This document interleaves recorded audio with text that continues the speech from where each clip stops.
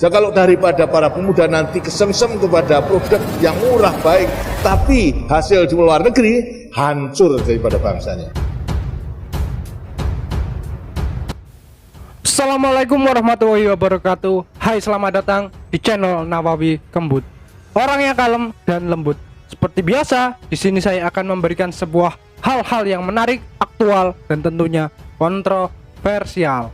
Namun sebelum itu, silahkan subscribe dan jangan lupa nyalakan loncengnya agar kalian selalu mendapatkan notifikasi dari setiap video-video yang akan saya upload. Kita tahu sendiri kan sosok presiden kedua negara Republik Indonesia, yakni Bapak Soeharto. Beliau dianggap sebagai bapak pembangunan bangsa dan memiliki catatan sejarah yang cukup baik terhadap bangsa ini. Oleh karena itu, dalam kiprah kepemimpinannya yang begitu sangat panjang hingga mencapai 32 tahun. Hal tersebut merupakan sejarah pemerintahan terlama di Indonesia. Namun siapa sangka selama beliau menjabat sebagai seorang kepala negara 25 tahun lalu, beliau sudah memprediksi kondisi keadaan negara Indonesia dan bagaimana harus mempersiapkannya, yakni adanya sistem pasar liberal di mana seluruh bangsa yang maju mengirim semua barang dagangannya ke Indonesia. Sehingga beliau mengingatkan terhadap para pejabat-pejabat publik yang pada masa itu dalam seminar yang beliau sampaikan agar mempersiapkan kader-kader bangsa untuk mencintai tanah airnya dan mencintai produk dalam negeri, sehingga persatuan dan kesatuan negara Indonesia dapat terwujud. Seperti apa sih pidato beliau? Mari kita simak bersama-sama. Yo. Ya, saya kira melihat kirap remaja memang maksudnya untuk menggembleng para remaja menjadi kader-kader bangsa.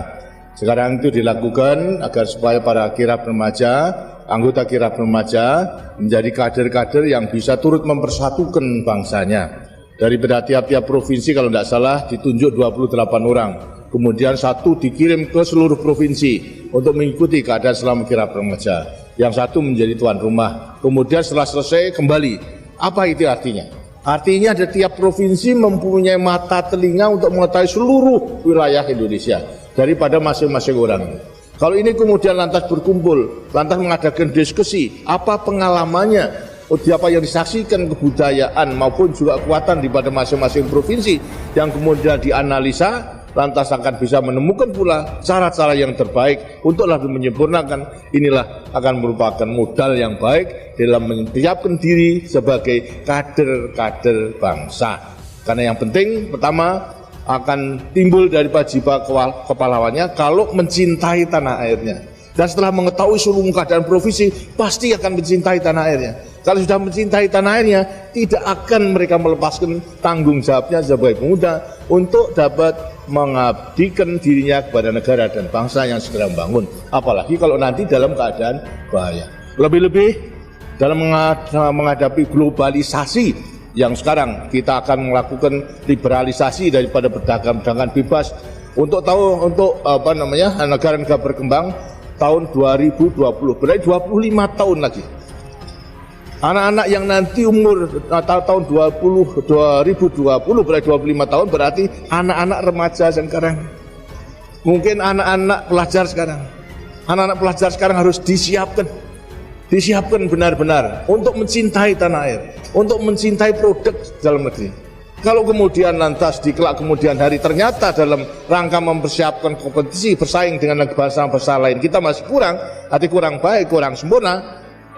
Nah, untuk menghadapi banjirnya daripada barang-barang itu, maka hanya dengan mencintai tanah air, maka para remaja yang sekarang nanti akan hidup tahun 2020 akan menjadi benteng untuk mempertahankan daripada kelangsungan hidup negara dan bangsa.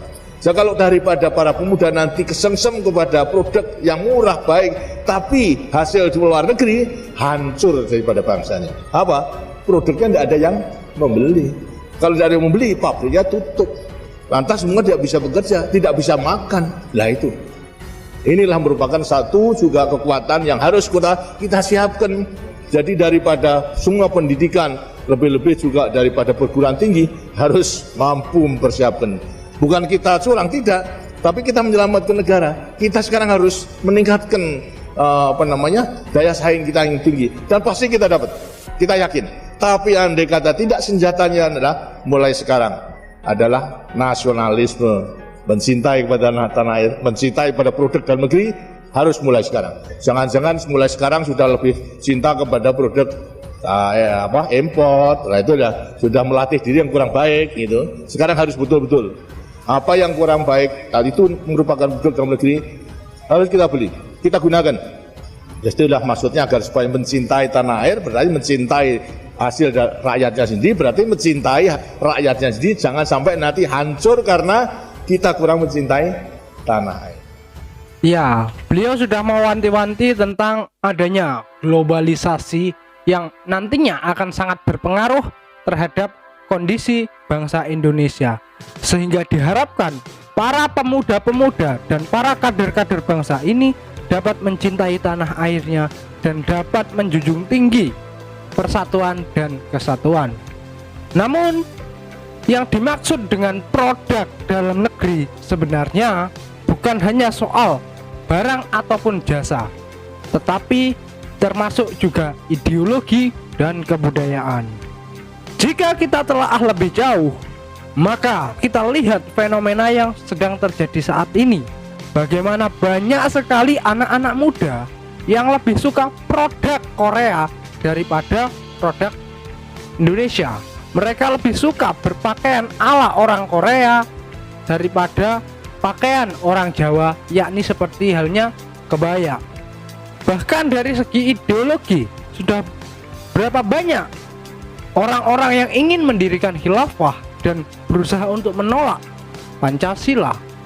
Oleh karena itulah, beliau sudah mewanti-wanti pentingnya menanamkan jiwa nasionalisme terhadap kader-kader bangsa, khususnya para pemuda Indonesia yang sebenarnya harus dipersiapkan sejak 25 tahun lalu. Namun ya, beda kepala, beda isi, beda pemimpin, beda kebijakan, bahkan beda sudut pandang, sehingga mungkin saja pada masa itu sedang ada konflik politik, sehingga pemimpin-pemimpin sesudah beliau melupakan hal tersebut, atau mungkin tidak mampu menghalau semua serangan-serangan ekonomi, sosial maupun politik yang dibawa oleh negara lain terhadap bangsa ini. Namun bukan berarti para pemimpin-pemimpin sesudah beliau ini itu mereka adalah orang yang lemah. Bukan, saya tidak merendahkan mereka termasuk orang hebat. Tetapi di sini yang saya sampaikan adalah prediksi presiden kedua Indonesia ini rupanya sangat tepat dan sesuai dengan fenomena yang sedang terjadi saat ini.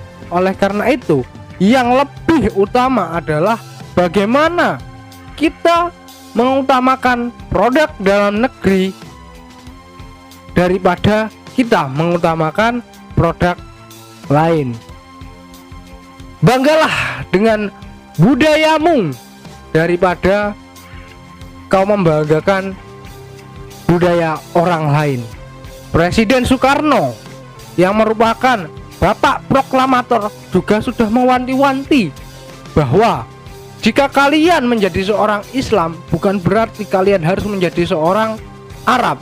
Jika kalian sebagai seorang Kristen, bukan berarti kalian menjadi orang Yahudi. Jika kalian adalah seorang Hindu, bukan berarti kalian harus menjadi orang Hindia. Tetaplah berteguh pada adat Nusantara yang kaya raya ini. Itu saja yang dapat saya sampaikan. Semoga bermanfaat. Jangan lupa klik tombol subscribe-nya dan nyalakan loncengnya. Kita akan bertemu lagi tetap di channel Nawawi Kembut. Sekian dari saya. Assalamualaikum warahmatullahi wabarakatuh.